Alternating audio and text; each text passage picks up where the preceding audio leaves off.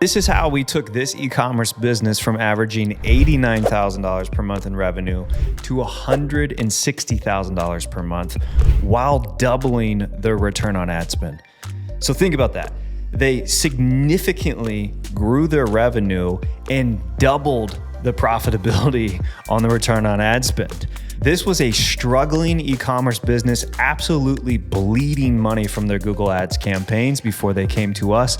And within 120 days, we absolutely changed their lives. I'm going to give you the exact strategies and optimizations that we made in their account to have such tremendous success in such a short period of time.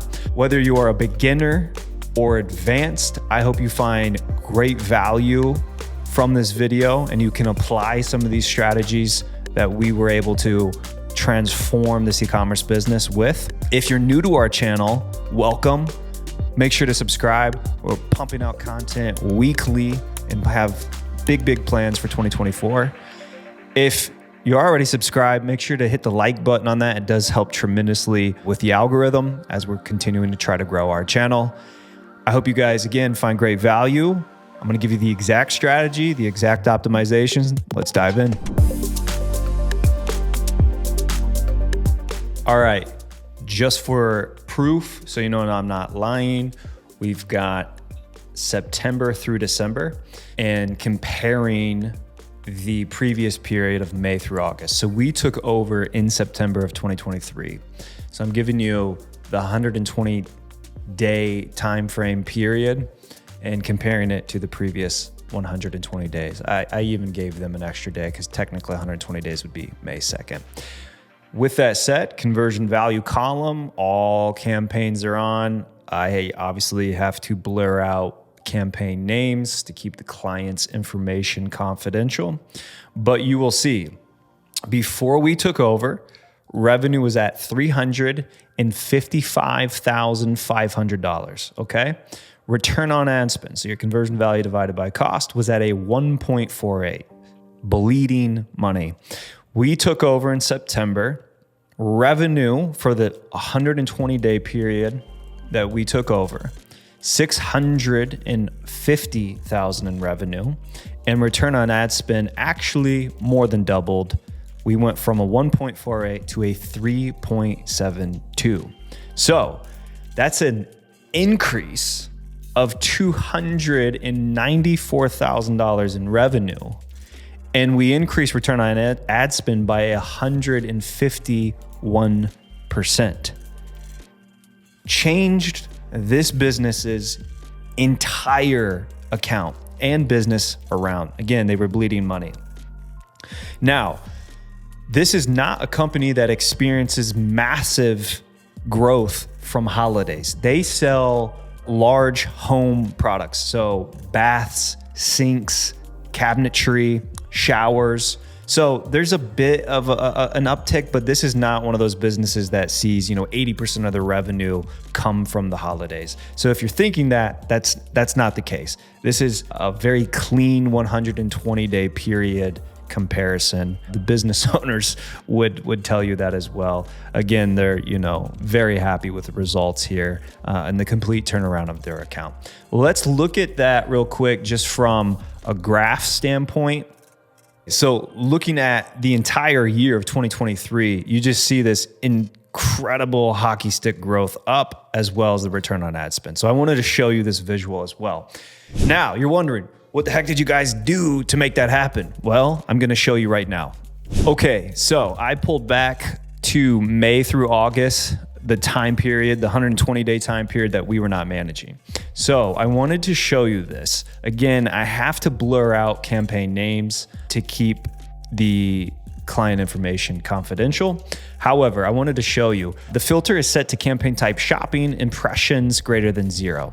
They were running, before we took over, 20 separate shopping campaigns.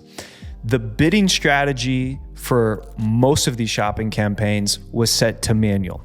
Several of them were on smart bidding, but they didn't have enough conversion value at the campaign level to even make that successful. So let me show you. Some of these campaigns in this time frame only received 12 conversions. Some of these were at 8, 5, 4, 9. So this insane amount of segmentation that made absolutely no sense. This is a strategy you might have seen 5 years ago, 5+ years ago. This no longer works. With smart bidding today and Google's machine learning, you need to move to condensing, not over-segmenting. Segmenting makes sense when it needs to make sense in regards to margins or seasonality or different product types that absolutely should not be mixed together. However, 20 separate shopping campaigns for an account that's only spending $50,000 to $60,000 per month, which is a lot of money, but they're not spending millions per month. This is absolutely over-segmented. The bidding was never able to get any traction because it doesn't have enough conversion volume at the campaign level. So that was number one of the largest issues that we saw, over-segmentation of the shopping campaign. What we were able to do is move to Performance Max, and I'm gonna show you that now. Okay, so now I'm flicked over to the time frame we were at, September 1st through December 31st. You'll notice there's no 20 segmented shopping campaigns running anymore. We condensed to 2 Performance Max campaigns. A bit of a lie, I guess there was 3. We did have a test running, so you'll see some data here. Clearly a bad test. But most of the results came from segmenting their top products into one campaign. We did that to stop the bleeding. Now, you'll notice the results from that, absolutely tremendous, 167,000 in spend, and we did almost 600,000 in revenue at a 3.57. We paused out 20 shopping campaigns and moved over to Performance Max. Now, we moved over to Performance Max with top products segmented by product types. So there's kitchen, there's bath, there's hardware, asset groups split out in this campaign, but we only moved over the top sellers. The reason we did that, and we've now started creating a catch-all, but the reason we moved over to the top sellers is because during our audit analysis, we noticed that the majority of the products within those 20 shopping campaigns that they had segmented out, the majority of their products were very low performing or not converting it out at all and just wasting money. You have to remember, this client was in a really, really bad situation when they came to us. They're spending $50,000 to $60,000 and only getting 150% return on ad spend. For some businesses, that might be okay. For them, it was completely bleeding them dry. So we had to figure out, how do we not decrease revenue, but also get the return profitable for them? In most cases, by the way, you have to make a choice, growth or profit. A lot of times you can't have both. In their case, there was just so much absolute waste going on. We were able to clean up the account, condense to 1 Performance Max campaign, 2, I suppose, and maximize our ad exposure on our top sellers by product type. Okay, so that is where we were at within this 120-day time frame. Okay, and we hit the 350% ROAS and had massive results on the revenue returns.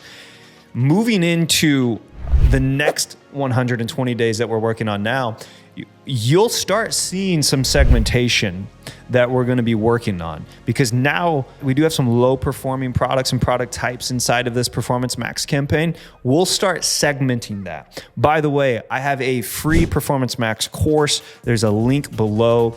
It's in our free Google Ads school community. There's, I forget, 20 plus videos. It's hours of content. There's a Notion doc with it. Completely free. It's in the description. I talk everything you're hearing me talk about on the strategy that we did within this account is in that course, completely free. So make sure you go check that out. All right. So although not a massive amount of money relative to what they were spending total for the account, they were also running display campaigns that were supposed to be remarketing. But what we found when we were going through the data and through the campaign settings is they had this expansion and optimization on, expansion and optimized targeting. So this was during that 120-day time frame, almost spent $1,000, $2,235 clicks, 0 conversions from that. Expansion and optimized targeting is no longer remarketing. It is hitting an audience that Google thinks looks like your audience segments, but it is a cold audience. So this is no longer a remarketing campaign. I see this in so many audits. They'll call it remarketing, then you dive into the audiences. It's like, well, you have expansion optimized targeting on. That's no longer remarketing.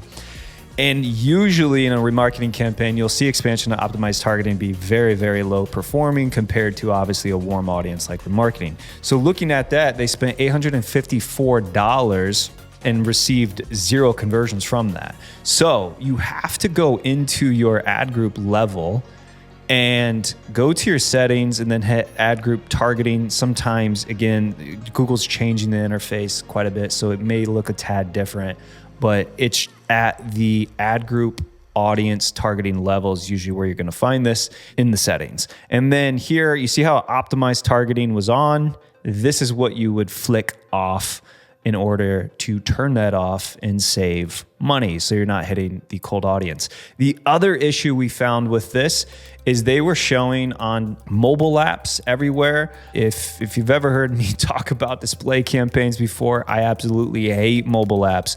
I've managed personally over $50 million in ad spend. I've audited over 1,000 of accounts. I've seen everything from $500 per month local service businesses to billion-dollar corporations that are spending millions on Google Ads.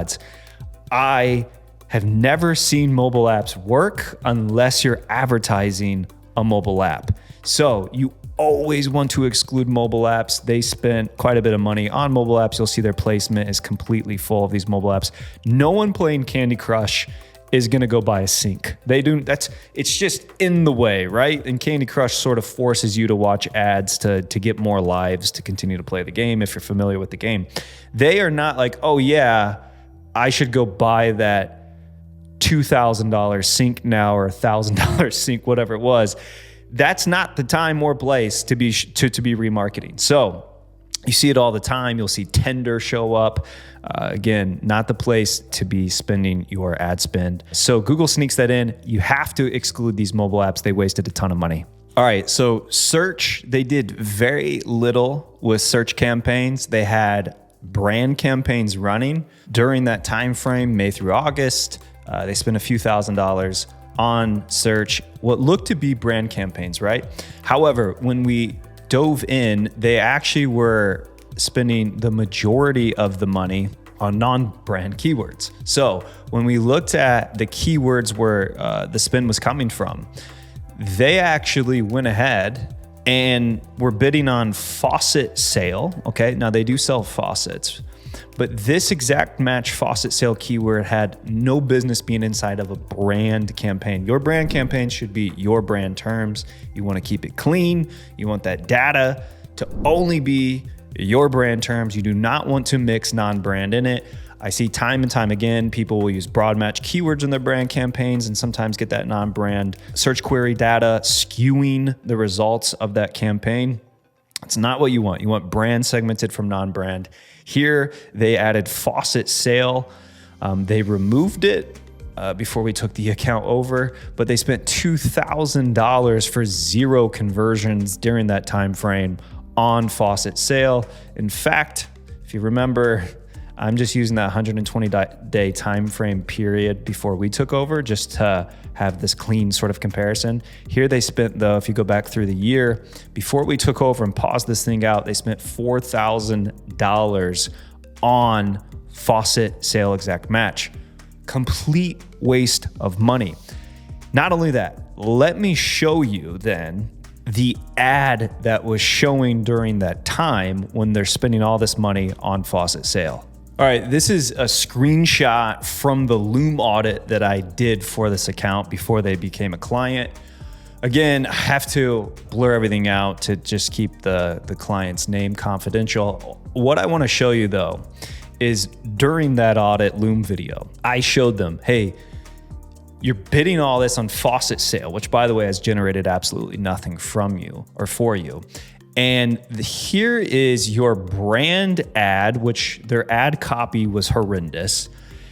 This is what the headline that showed up, all bathroom. What does that even mean?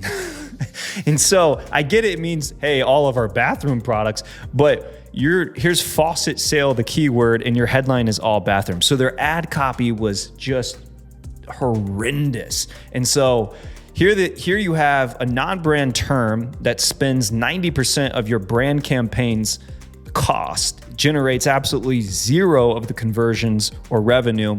And the ad that you're showing, headline is all bathroom. How would you ever make that work? Well, you don't, and you end up just wasting money like we saw in this account. So with search campaigns, brand must be segmented from non-brand. Do not mix those keywords together. Otherwise, you could end up in a situation like you saw with this account where a non-brand keyword was inside of a brand keyword and spent majority of the budget, converted zero, and had a terrible user experience with the ad copy to that keyword. Does not resonate. So make sure to have proper segmentation within your search campaigns. So there you go. Nothing that I showed you is anything overcomplicated or sophisticated. In fact, we took an account that was previously managed over complicated and we simplified. And we were able to increase revenue by $290,000 in new revenue and more than doubled the return on ad spend from a 1.5 to a 3.5.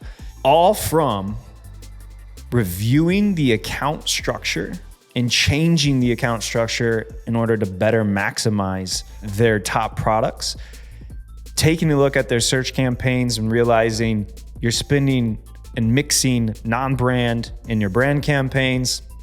Your non-brand is spending 90% of the budget and getting 0% of the conversions due to the mismatch between ad copy and the keyword and the bid strategy. Their display efforts were supposed to be remarketing, but they weren't because they had optimized and expanded targeting on, and they were showing all over mobile apps. So it was resulting in just bleeding money at the display level. Nothing that was shown in this account is anything that you couldn't be doing in your account and changing. I've audited over 1,000 Google Ads accounts, from $500 per month spenders to billion-dollar corporations spending millions per month. The two biggest things that I always see that make or break Google Ad accounts usually is the account strategy and the account structure. In this case, they had no real strategy and their account structure was totally broken, way over segmented, as I showed you. And we came in, now it was a lot of work, right? We had to do a lot of this analysis to create the strategy of actually just simplifying the account structure down like we did in order to get the performance lift that we were able to get. That all started, this company reached out to us on our website, requested an audit, which is free. I personally did the audit, and they hired us based off of the Loom video that I did on their account.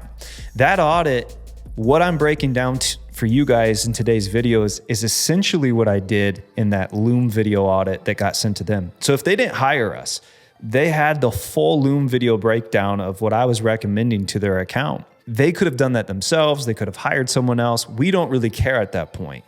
However, they decided to actually hire us, and sure enough, in 120 days, we transformed their account and transformed their business. So they're a very happy client, needless to say. In the description, you can go get a free Google Ads audit from our team right now. In many cases, I'm the one actually doing the audits just because I enjoy doing them. I'm gonna give you, or a team member will give you, a Loom audit, just like I showed you, similar to breaking down this account and what our recommendations would be to improve your account or hit the goals that you give us. And you can do whatever you want with it. And it's completely free. And usually it's a very quick turnaround time, 2 to 3 days, we'll have that ready for you. So do yourself a favor. If you're running Google Ads right now, go hit the link below, go to our website, go get that free Google Ads audit. You never know. It could change the outcome of your Google Ads account like you're seeing from this particular client that came to us. Also, we have a free community for Google Ads. Links below there. You can ask questions about Google Ads. It doesn't matter if it's Performance Max, shopping, search, whatever. You can ask any question. I'm very active in there and our team's active in there.